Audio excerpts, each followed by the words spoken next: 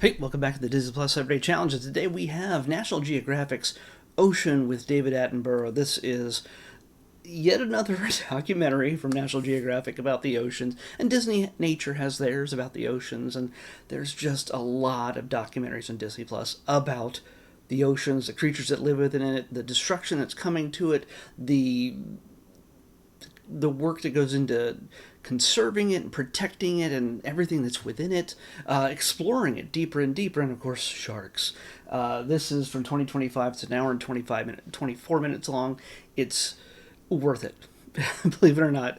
I've seen just about every single documentary that Disney Plus has to offer, and if I haven't, well, it's coming in the next 3 months or so. Yeah, so I've seen a lot of these things. There's just I know more about whales and sharks and plankton and coral reef than just about anybody, assuming that my brain can retain it all. I've learned more about it in the last 6 years than I have uh, any other time in my life. What makes this different? What makes it even worthwhile? If you've seen other ones, why is this any different? One, it's brand new, so the footage that you see in this is absolutely mesmerizing. It is gorgeous. It is looking at different creatures as they interact with one each other, sometimes eating each other, and other times it is it is so close up. It is astonishingly close up and clear in ways that you can't imagine. Uh, we always talk about going to Mars or finding alien life or finding an exoplanet that's is something that might have the kind of life that we have here. Honestly, if we did find another planet that had life exactly like we have it here, we have that planet has these creatures too, or something very much like them, because everything, all life on Earth, started in these oceans, in the waters of this planet, because we can't live without water. And these, when you see the footage in this, even if you put it on mute, you don't want to do that because David Attenborough is a treasure and he should be treated as such. He is like your enthusiastic grandpa who just loves the ocean and loves talking about it. And the guy's nearly 100 years old, and he puts it out there with such enthusiasm, such conviction, and such warmth, and full understanding of what's been going on. He's no stranger to any of this, so it's worth hearing everything he has to say about this. It's not a dry, scholarly type of exploration.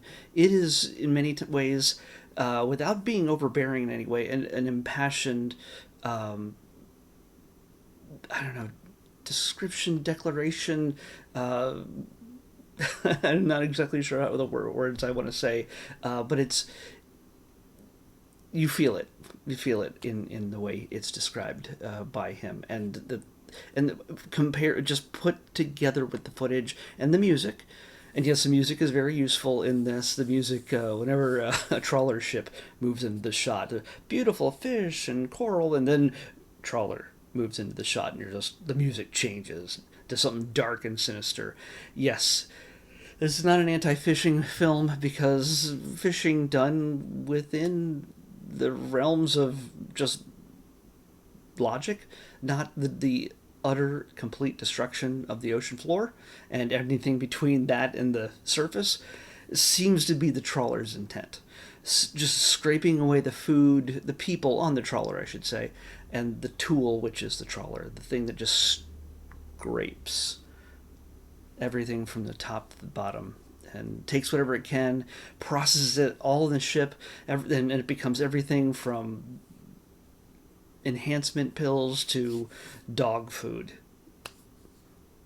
Yeah. The fish don't get it. The whales who eat, uh, what is it? Kelp, not kelp. Why can't I think of the word? Oh. Anyway, all the things that the elephants, the whales eat, just taken away from them. They're in every corner of the globe, and you'd think that a lot of this stuff that's overfishing, just scraping everything apart, would be illegal. It is not. In just about any place on Earth, we have, excuse me, no edits. There we go. Bless me.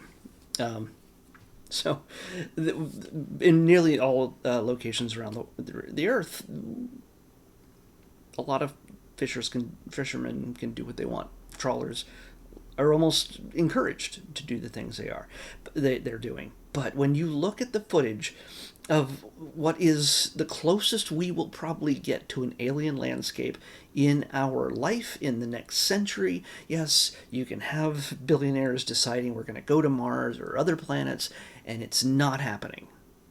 Not anytime soon. And if we do, it's going to be because of the research and the science that's done from anywhere from just, understanding engineering to how life exists in the most inhospitable places on our own planet, including under the sea. So, this it all works together, hopefully for a greater good, until we destroy it all. If we go nuts and just try to gut the ocean for as much as we can get from it, we aren't going to be around for much longer. It's like trying to get rid of the bees. No. So you get to see some footage of this just gorgeous alien seabed they look like plants, but they're living. They're animals. Plants are living too, but I mean they're animals. They're living, thinking creatures. Even if it's all just instinctual, they are part of the circle of life underwater. They are part of all of this. And there was one point he makes that they thought at one point if they got rid of all the sharks, the fish populations would flourish. Not at all, because the sharks are very much a part of that circle, of that cycle. And when that was reduced, they saw some horrible things happening. But one of the great things about the ocean, because it is so vast, and when it's taken care of, it bounces back, and it bounces back hard. So given a chance, it's no excuse for us to go, let's just destroy 95% of it. But this 5% right here, we'll let it flourish, and things will be okay. There's certain areas that are protected, and they've seen incredible recovery in so many ways with the seabed, the seagrass, the coral reefs, the fish of every stuff I've never seen before, by the way. I've seen a lot of these things, but I've never seen some of these fish, and also so up close and so clear. If this is in 4K at all, I don't know if it's in 4K at all, but if you have a 4K television and you watch it there, turn off the lights and just drink this in. It's astounding.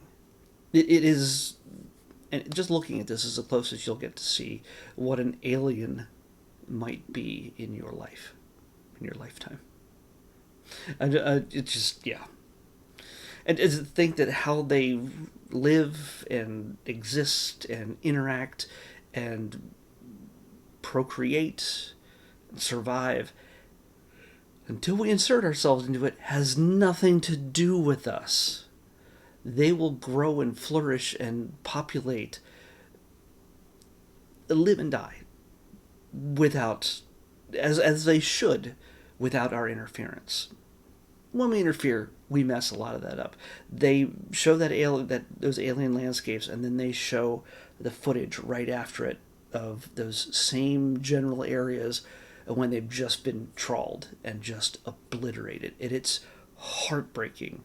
Yeah, may not care about fish beyond, some sushi, but you may not care about the ocean or the life that lives within it. But when you see this contrast, to see the destruction that of such immense beauty obliterated for dog food, it's gutting. So it's not like we needed another documentary about the oceans. But the great thing is, there's always more to learn. There's always more to discover, and discover sounds sexier than learn.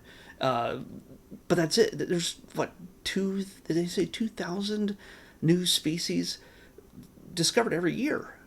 So yeah, we could probably do for a few more documentaries if this was the type of documentary that they said, well, this is a fish that does this, and he has this color, and he has these ridges, and he eats this, but it's eaten by that one. And it was all very clinical and sort of, like a class, like you're learning about just that kind of just basic information. This is not that. This is just an appreciation and a love for this entire alien world just below the surface of our waters that take up a majority of our planet. These are creatures, unless we kill them first, these are creatures that will outlast us by millions of years. Unless we screw it up. And they've existed earlier than us by millions of years. Just seeing a single whale, they're going to live at least as long as any one of us. At least 100 years, if not messed with.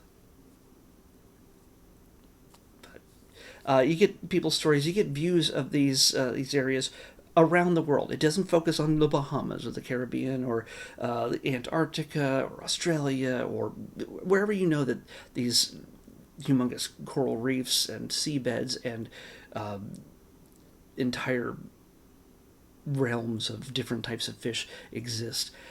You're not going to get details on mating periods and migration paths and all sorts of stuff. It is not clinical. Watch it for just the joy and beauty of all of this.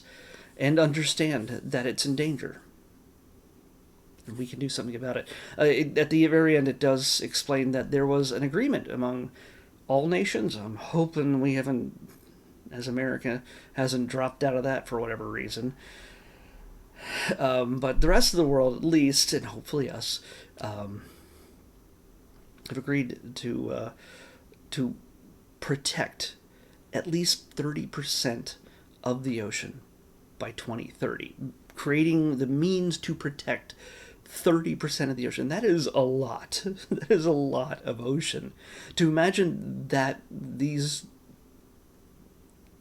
30% of the ocean could be protected from overfishing and just pollution and everything else could mean the survival of this planet. Anything with climate change, anything else, we get more oxygen just from the seabed off the shallow shores of so many of our continents, more than any of the rainforests. We're learning more about that every minute, every year, and it's astounding. So take the time to watch it. Take the time to understand and learn. As much as that doesn't sound interesting, but it is really. I, for the most part, don't think about the ocean most of the time. I don't care about the ocean until I see something like this. I'm like, we should do something. I feel like joining Greenpeace at some point whenever I see something like this, because just these big dirty ships just going in there and destroying everything just is horrible. But I say definitely check this out when you get a chance. Let's pick tomorrow's episode and forget number 84. Let's see what it was. Okay.